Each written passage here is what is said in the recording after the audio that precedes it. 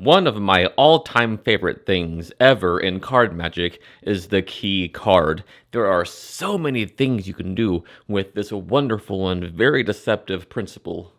I could talk all day about the uses of the key card, but right now I'll just show you a trick that uses the key card.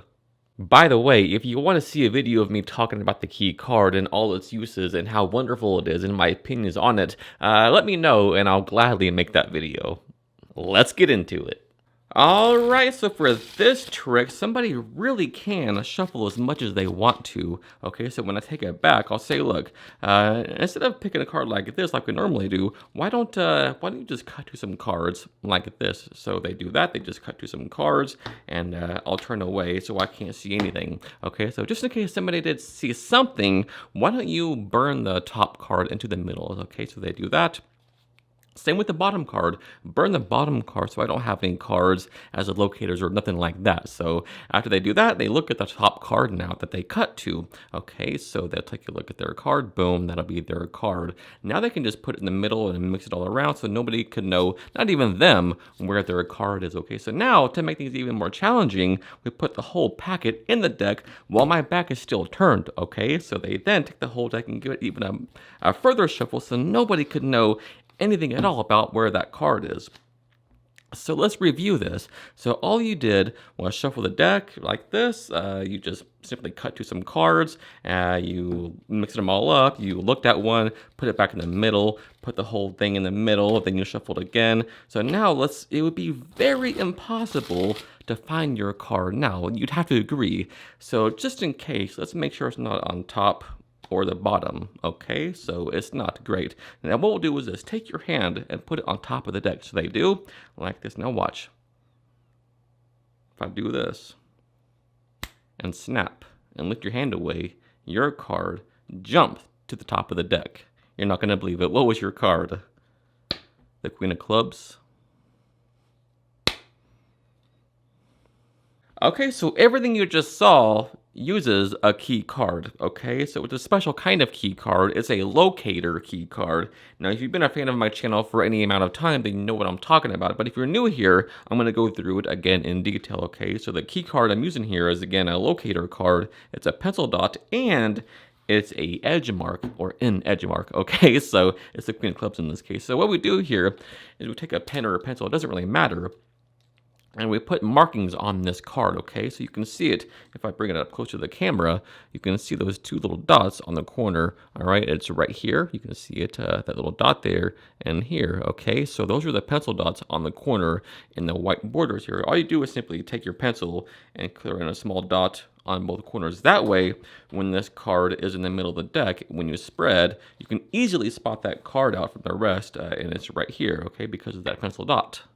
So in addition to the pencil dot, you also have an edge mark, okay? And the way to do that is on the same side here as you have your pencil dot, you have an edge mark. So take the pen and then simply take it like on the edge like this and color in a little dot on the side of the card like this on both sides, okay? So now what you have is a dot on the side of the deck. When you glance down, you can see approximately where that card is by looking down at it. You can see that dot right there. The great thing about an edge mark is that no matter how much somebody shuffles, when you take it back, you know exactly in the deck where that card is because you can look down and see where the dot is on the side of the deck. So you can quickly go through it like this and take that card out very quickly.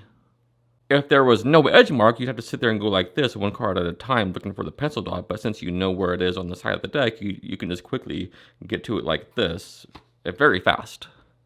I mean, it really is almost like you're just cutting to it, okay? So I can see my edge mark right here on the side, right? So all I do is I do like a block push off of all the cards above that edge mark, or as close to as I can get, right? So it's like this, and I'm just cutting to it, right? And basically, it's all it is, and you can get to it very quickly and efficiently like that.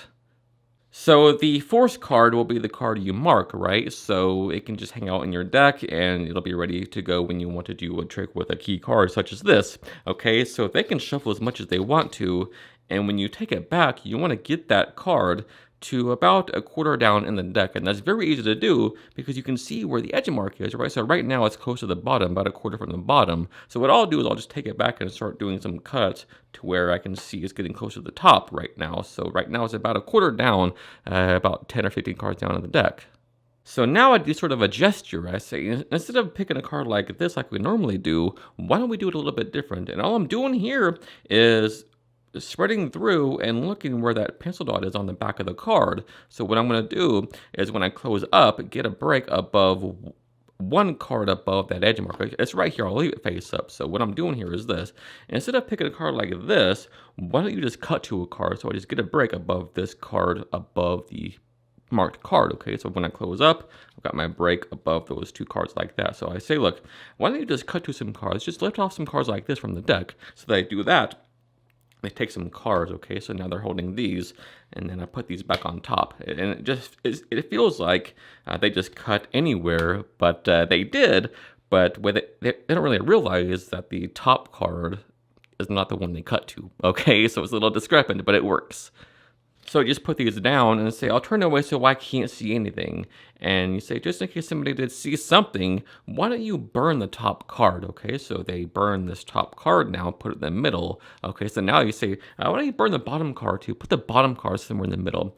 And just in case somebody does know something about key cards, this will throw them off, right? So now you tell them to look at the top card and remember, that'll be your card. But make sure only you see it. Just take a peek at it. And so they'll do that. They look at the card, and now you tell them to put it in the middle, and then mix them all around. Okay, so now if they were following me a little bit, they'll be completely thrown off by this little mix here. So they'll be completely taken aback by it, right? So especially magicians. So they do that. Now, while your back is still turned, tell them to put this whole packet in the middle of the deck and then shuffle the whole deck. And of course, none of this even matters because that card is marked, right? So you can always find it no matter what. Okay, so now they shuffle as much as they want to. Now, when you turn back around, you want to put that card and position it close to the top again. Okay, so now you just get it to where you need to be, about a quarter down, and you say, look, so let's recap for a minute. All you did was, you didn't pick a card like this. All you did was cut to a card. Okay, so now you're doing this as a gesture, like as a callback, but what you're really doing is cutting at the damn card, okay? So you're like this. You didn't pick a card like this. You simply just cut to a card. And I'm just cutting to it, okay? So you just cut to a card and put these down. Then you mixed them all around, looked at a card, then mixed it again. Then, remember, we're still right here. And then you put them in the middle and you shuffled again. But it's still right here, right? Then you shuffled again, just leave it on top. You shuffled again. There's no way I could know exactly where that card is. But of course you do because it's on top of the deck. And now you say, look, there's no way I could know exactly where it is. But just to make sure it's not on top or bottom, is it? And they say no. And what I'm doing here is called the caps show. Okay, so what that is you're showing the top and bottom cards apparently, okay, but it's really a multiple lift from the top. And in this case, it doesn't matter how many cards it is. And you don't have to do a get ready. You don't have to do like a thumb get ready or nothing like that. Simply just lift some cards off, 2 or 3. It doesn't matter because it's in motion. They'll never see the thickness of the packet anyway. All right, it's not on top or bottom, is it? They say no. And that was like 2 or 3 cards there. It doesn't matter how many cards are. Just lift a packet of cards, okay? Top or bottom, they say no. Now, very cleanly put the deck on the table and have them hold up their hand and put it on top of the deck. And so they do. And say, watch this. Focus on your card. Focus, imagine your card is rising through the top of the deck under your hand. And at this point, everybody freaks out. They're not going to believe it because they've just seen that it wasn't on the top or the bottom, and they've just seen you shuffle the deck. They shuffle it themselves back into the deck. There's no way this could be possible in their head, which makes it so strong. And there's always a no way, fuck no, no, it can't be, get out of here, demon magic, right? When they see that the card is under their hand, it's a true freak out moment.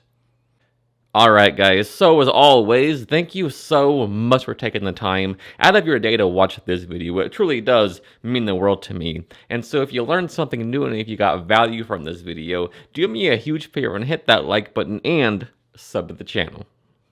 Until next time, happy practicing. I love you guys.